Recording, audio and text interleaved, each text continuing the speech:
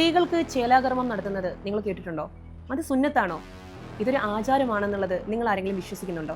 ഒരു പെൺകുട്ടിയുടെ ശരീരത്തിൽ അവൾക്കൊട്ടും സമ്മതമല്ലാത്ത അവസ്ഥയിൽ തനിക്ക് എന്താണ് സംഭവിക്കുന്നത് എന്ന തിരിച്ചറിവ് പോലും ഇല്ലാത്ത പ്രായത്തിൽ നടത്തുന്ന ഇത്തരത്തിലുള്ള പ്രവൃത്തിയെ നമ്മൾ എന്ത് പേരിട്ടാണ് വിളിക്കേണ്ടത്? തീർച്ചയായിട്ടും ആൺകുട്ടികളിൽ ഇതെങ്ങനെയാണ് നടത്തുന്നത് എന്നുള്ളത് ഒരുവിധം ആളുകൾക്കൊക്കെ അറിയാമായിരിക്കും എന്ന് ഞാൻ വിശ്വസിക്കുന്നു. എന്നാൽ നമ്മുടെ ഇന്ത്യയിൽ തന്നെ പലയിടങ്ങളിലും ഇതുപോലെ സ്ത്രീകളിൽ ഈ ചേലാകർമ്മം നടത്തുന്നതായിട്ട് ഞാനും കേട്ടിട്ടുണ്ട്. എന്നാലും ഒന്നും അറിയാത്തൊരു പ്രായത്തിൽ തന്റെ സമ്മതം പോലും ചോദിക്കാതെ ഒരു പെൺകുട്ടിയുടെ ജനനേന്ദ്രിയ ഭാഗത്തിലുള്ള ഒരു അവയവം മുറിച്ചു മാറ്റുന്നു. എത്ര ചിന്തിക്കാൻ പോലും കഴിയുന്നുണ്ടോ? നിങ്ങൾക്കിത് ഞാൻ പറഞ്ഞു കേട്ടിട്ട് ഇമാജിൻ ചെയ്യാൻ പറ്റുന്നുണ്ടോ? എനിക്കിത് പറയുമ്പോൾ പോലും എന്തോ ഒരു ഭീകരമായ ഒരു അവസ്ഥയെ പോലെയാണ് ഫീൽ ചെയ്യുന്നത്. തീർച്ചയായിട്ടും ഇതൊരു മതാചാരം മാത്രമാണോ, അതോ കാലാകാലങ്ങളായി പിന്തുടർന്ന് പോയേക്കാവുന്ന ഒരു സാമൂഹിക ആചാരമാണോ ഇത്? ഇന്ത്യയിൽ പലയിടത്തായി ഇതിനെ ഗഫ്ത്, സുന്നത്ത് അങ്ങനെ പല പേരുകളിൽ ഈ പ്രക്രിയയെ അറിയപ്പെടുന്നതായിട്ട് കേട്ടിട്ടുണ്ട്. ദാവൂദി ബോഹ്ര സമൂഹത്തിലാണ് ഇന്ത്യയിൽ ഇതിനെക്കുറിച്ച് ഏറ്റവും കൂടുതൽ വിവരണങ്ങൾ ഉള്ളതായിട്ട് ശ്രദ്ധയിൽപ്പെട്ടിട്ടുള്ളത്. സാധാരണയായി പെൺകുട്ടികളിൽ തന്നെ അവിടെ നടത്തുന്നത് 6 വയസ്സിനും 9 വയസ്സിനും ഇടയിലുള്ള പെൺകുട്ടികളിലാണ് ഈ ചേലാകർമ്മം നടത്തുന്നതായിട്ട് ശ്രദ്ധയിൽപ്പെട്ടിട്ടുള്ളത്. പക്ഷേ ഇവിടെ ഒരു പ്രധാന ചോദ്യം ഉയരുന്നുണ്ട്. ഇപ്പോൾ ഞാൻ എൻ്റെ വീഡിയോയിൽ തന്നെ ഇത് കൊളാബ് ചെയ്തിരിക്കുന്ന വീഡിയോ ഒരു ഇസ്ലാം പണ്ഡിതന്റെ വാക്കുകളാണ് നമ്മൾ കേട്ടത്. ഇത് ഇസ്ലാമിൽ മാത്രമല്ല മറ്റു പല പദത്തിലും ഈ ഒരു ആചാരം നടത്തിയതായിട്ടുള്ള തെളിവുകളുണ്ട്. ഈ പണ്ഡിതൻ പറഞ്ഞതുപോലെ ഇസ്ലാമിന്റെ നിർബന്ധിതമായ ഒരു മതനിയമമാണോ ഇത് എന്നുള്ളത് അത് അറിയുന്ന ആളുകൾ ഒന്ന് അവലോകനം ചെയ്യുന്നത് നന്നായിരിക്കുമെന്ന് എനിക്ക് തോന്നുന്നു. എനിക്ക് അതിനെക്കുറിച്ച് ഒരു അവയർനെസ്സും ഇല്ല. എന്നാൽ ആസ് എ പേഴ്സൺ, ഒരു സ്ത്രീ എന്നുള്ള രീതിയിൽ ചിലതെല്ലാം പറയാൻ ഞാൻ ആഗ്രഹിക്കുന്നത് മാത്രമാണ്. ഇതുപോലെയുള്ള ആളുകൾ ഓരോ വീഡിയോ ചെയ്യുന്നത് കാരണം മതവിശ്വാസവും മനുഷ്യാവകാശവും തമ്മിലുള്ള വളരെ വലിയ ചർച്ചയ്ക്ക് തന്നെയാണ് ഇവരൊക്കെ തിരികൊളുത്തുന്നത്. ലോക ആരോഗ്യ സംഘടനയുടെ നിർദ്ദേശപ്രകാരം ഒരു സ്ത്രീയുടെ ശരീരത്തിൽ അവരുടെ ജനനേന്ദ്രിയത്തിന്റെ പൂർണ്ണതയ്ക്കോ അതല്ലെങ്കിൽ മറ്റെന്തെങ്കിലും ആവശ്യപ്രകാരം മുറിവേൽപ്പിക്കുന്നതോ അതല്ലെങ്കിൽ എന്തെങ്കിലും സർജറിയോമായി ബന്ധപ്പെട്ടുള്ള എന്ത് കാര്യം ചെയ്യണമെങ്കിലും, അതായത് ഭാഗികമായോ പൂർണ്ണതയ്ക്കോ വേണ്ടിയിട്ട് മുറിവേൽപ്പിക്കുന്ന തരത്തിലുള്ള പ്രക്രിയകൾ, ഫീമെയിൽ ജെനിറ്റൽ മ്യൂട്ടിലേഷൻ അഥവാ കട്ടിംഗ്, ഈ പറയുന്ന സംഭവങ്ങളൊക്കെ ചെയ്യുമ്പോൾ ഇതിനൊരിക്കലും നമ്മുടെ ലോക ആരോഗ്യ സംഘടന പോലും ഒരു ആരോഗ്യ ഗുണം തെളിയിച്ചിട്ടില്ല എന്നുള്ളതാണ് ഏറ്റവും ശ്രദ്ധേയമായിട്ടുള്ള ഒരു കാര്യം. ഇതൊക്കെ ചെയ്യുന്നത് മുഖാന്തരം വേദന, അമിതമായ രക്തസ്രാവം, മൂത്രസംബന്ധമായിട്ടുള്ള പലതരത്തിലുള്ള അസുഖങ്ങൾ, അണുബാധ, ലൈംഗിക ആരോഗ്യപരമായിട്ടുള്ള പലതരത്തിലുള്ള ഡിസീസിനെല്ലാം ഇത് കാരണമാകുന്നു എന്നും തെളിയിച്ചിട്ടുണ്ട്. ഇതിൽ ഏറ്റവും കൂടുതൽ നമ്മൾ ശ്രദ്ധിക്കേണ്ട ഒരു വസ്തുത എന്താണെന്ന് വെച്ചാൽ, ഇതുപോലെയുള്ള കർമ്മങ്ങൾ, ചേലാകർമ്മങ്ങൾ പോലെയുള്ള സംഭവങ്ങൾ സ്ത്രീകളിലെല്ലാം ചെയ്യുമ്പോൾ മാനസിക ആഘാതം എന്ന് പറയുന്ന വലിയൊരു അവസ്ഥയ്ക്ക് ആ സ്ത്രീ വിധേയയായി മാറിയേക്കാം എന്നുള്ള കാര്യമാണ്. ഓക്കെ, ഇനി നമുക്ക് കേരളത്തിലേക്ക് വരാം. 2017 ഞാനിപ്പോൾ നിൽക്കുന്ന ഈ കോഴിക്കോടിൽ ഇതുപോലെ സ്ത്രീകളിൽ ചേലാകർമ്മം നടത്തിയതായിട്ടുള്ള റിപ്പോർട്ട് വന്നിട്ടുണ്ട്. ഇവിടെയുള്ള ഒരു ക്ലിനിക്കിൽ തന്നെ, ഈ കോഴിക്കോട് ഇവിടെ നടത്തി വരുന്ന ഒരു ക്ലിനിക്കിൽ തന്നെ പെൺകുട്ടികൾക്കും ചേലാകർമ്മം നടത്തിയതായി ചില ഡോക്ടർമാർ സമ്മതിച്ചിട്ടുണ്ട്. എന്നാൽ ഇപ്പോഴും കേരളത്തിൽ എത്രമാത്രം വ്യാപകമായ രീതിയിൽ ഈ ഒരു കർമ്മം നടത്തുന്നു എന്നുള്ളതിന്റെ കണക്കുകൾ നമുക്ക് ലഭിച്ചിട്ടുമില്ല.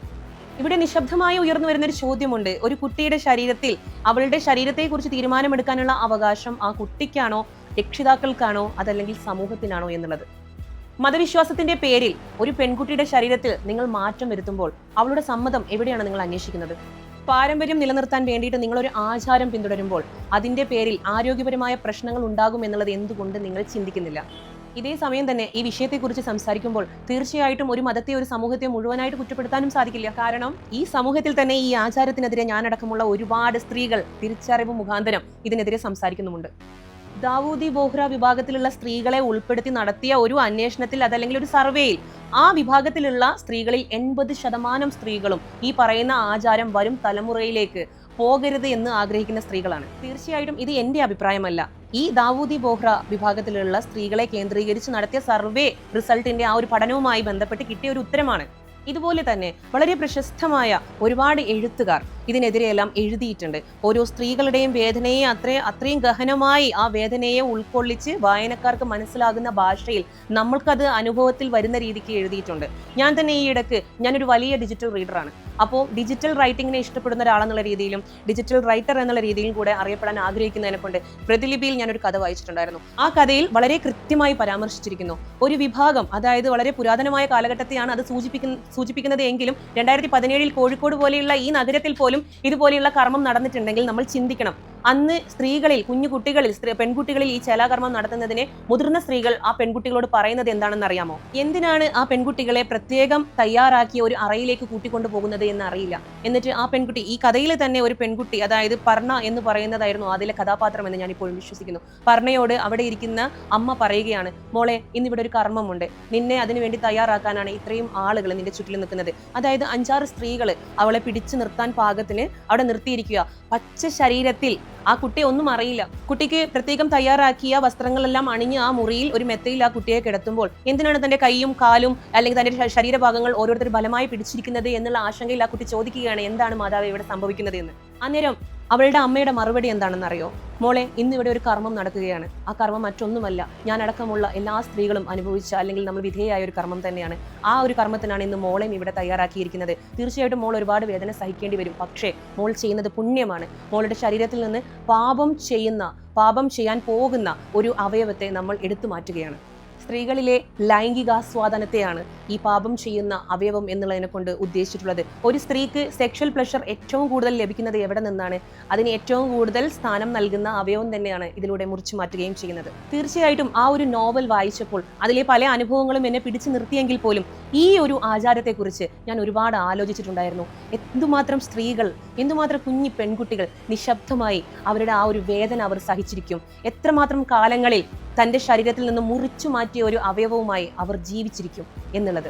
ഇതുപോലെ മതത്തിന്റെ പേരിലും സമൂഹ ആചാരത്തിന്റെ പേരിലും നമ്മൾ കൊണ്ടാടുന്ന ആചാരങ്ങളെല്ലാം നമുക്ക് വേണ്ടത് തന്നെയാണോ? അതെല്ലാം സ്ഥായിയായി നമ്മൾ കൊണ്ടാടേണ്ട കാര്യങ്ങളാണോ? പിന്തുടരേണ്ടതാണോ?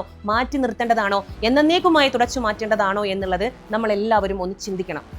തീർച്ചയായിട്ടും ഒരു മതത്തിന്റെയും ആചാരത്തെ അവഹേളിക്കാനല്ല ഞാൻ പറയുന്നത്. തനിക്കൊന്നും അറിയാത്ത പ്രായത്തിൽ ഒരു കുഞ്ഞി പൈതലായി നമ്മൾ ഇരിക്കുമ്പോൾ, ഒരു പെൺകുട്ടിയിലും ഒരു ആൺകുട്ടിയിലും നമ്മൾ ചെയ്യുന്ന ഈ പ്രക്രിയകൾ, ആ കുട്ടി വളർന്നു വലുതാകുമ്പോൾ ഇത് തനിക്ക് ചെയ്യാതിരുന്നെങ്കിൽ എത്രമാത്രം നന്നായിരുന്നേനെ എന്നുള്ള ഒരു ചിന്ത അവരിൽ ജനിക്കുമോ എന്നുള്ള രീതിക്ക് ആ ഒരു ചോദ്യം നിലനിർത്തിയിട്ട് വേണം നമ്മൾ ഇതിനെല്ലാം തുനിഞ്ഞിറങ്ങാൻ. ഇവിടെ തീർച്ചയായും അന്വേഷിക്കേണ്ട വളരെ വലിയൊരു കാര്യമുണ്ട്. ഒരു ആചാരത്തിന്റെ പേരിൽ ഒരു പെൺകുട്ടിയുടെ അവകാശങ്ങൾ നിങ്ങൾ നിഷേധിക്കുന്നുണ്ടോ, നഷ്ടമാക്കുന്നുണ്ടോ എന്നുള്ള ഏറ്റവും വലിയ ഒരു സത്യം. മതത്തിന്റെ മറവിൽ ഇതുപോലെയുള്ള എത്രയെത്ര ദുരാചാരങ്ങളാണ് നടന്നുകൊണ്ടിരിക്കുന്നത്.